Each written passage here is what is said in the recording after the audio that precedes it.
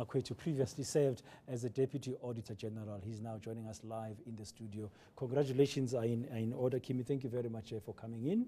Thank you very much. The seat of the Auditor General as one of the Chapter 9 institutions is a very crucial one for South Africa, as we've seen year after year from when you guys release reports. I mean, you've been part of the institution for the last 6 years as a deputy. What are you going to be bringing in? Now, what are you going to be focusing on going forward as you begin your 7-year term? Thank you very much for that question. As you will recall, over the last couple of years, Mr. November has been going around the country reflecting on the audit outcomes of the office. And we believe where we are now in 2013, we think that we have a very firm and solid foundation from which to do the next thing. And the next thing is about insisting on ensuring that financial management in government, as well as systems of accountability that drive transparency in government, become the order of the day. So effectively what we're going to be doing next is to really build on what has been done over the last couple of years, but with more focus on trying to make sure that we convert the gains that have been made over the last 10 years to something very concrete. And that concrete thing is about making sure that there is proper governance and administration in government. Are you confident that government will take more accountability? I mean, each time you've come up in the last few years as the Auditor General's office around highlighting the issues and the shortcomings everywhere, one doesn't get a sense that things are improving. Are they improving? The initiatives we've seen in the last couple of months, particularly from the Public Service and Administration Ministry, indicate that they are moving in the direction that we have been recommending over time. The Minister of Finance has pronounced on a number of issues as well in the October medium-term budget policy statement. That again is an indication of the right things that we have been expecting over time. But if you look at our latest results as well that we issued in the local government sphere as well as in national government, there is a very small improvement in the right direction, but we believe that if all of the efforts that are now on the table can be accelerated, we can see a difference. And I think that where we are now is pretty much better than where we were 10 years ago. Yeah, I'm sure the figures have been showing some improvement. Where is the underlying problem for you when you look at it? Is it because we lack the right skills for financial management in the public service, especially with municipalities and local government, or is it something else? Well, a combination of lack of skills certainly is one of them. But if you combine that with the lack of consequence for people who continue to do the wrong thing, you're likely to have poor outcomes.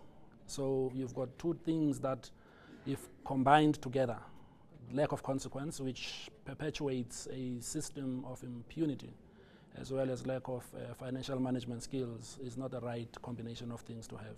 And of course, the consequence then is on the manager, and the manager is government, so people must take action against those who are responsible for not accounting properly. Absolutely, particularly where people do not possess the minimum competences required to do financial management. I think it's fair for them to be given an opportunity to do what they are good at, rather than being bombarded with financial management issues that they do not know how to deal with. Just for clarity, I mean, the office of the Auditor General, your office now is an independent office, it's a Chapter 9 institution.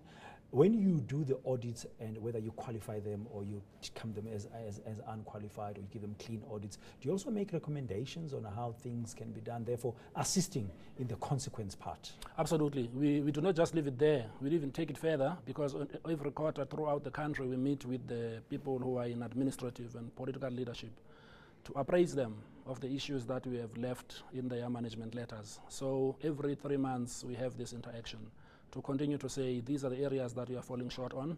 If you do A, B, and C, you'll be fine at the end of the audit. This is what we have not been getting adequate responses to. They have been coming, but many of them have been coming very slowly. Okay, this is your first week in the job. I'm sure congratulations are in order, although you've been part of the institution for some time, and we wish you well. What are you presently focusing on the first few days? You know, people come up with my first 100 days, what I'll be doing. What is Mr. Makwetu, the new Auditor General, focusing on? As you recall, the announcement was made on Sunday, and pretty much I was tripped into focusing on you guys, because I guess since Sunday or since Monday I've been trying to engage with the media. But certainly for us, the key priority is to put in place a Deputy Auditor General as a primary deliverable. If one looks at what one would do in the first 100 days, I think one needs to have a solid pair of hands that is going to ensure that the organization runs and that the levels of independence that we execute our work with continue to be one of those that are admirable in the country. So we do have a plan, and that plan is going to kick off. It's already kicking off anyway, because talking to the media today as well as in the last couple of days has been about making sure that the transition is not a turbulent one. So I guess if we achieve that in the first week, we probably are on a firm platform to do the rest. Okay, we wish you well. Thank you very much for putting us as the media in your first week of work, and all the best. Thank you very much. Thank you very much. That's the new Auditor General of the Republic of South Africa, Kimi Makwetu. You deserve to know more. eNCA.com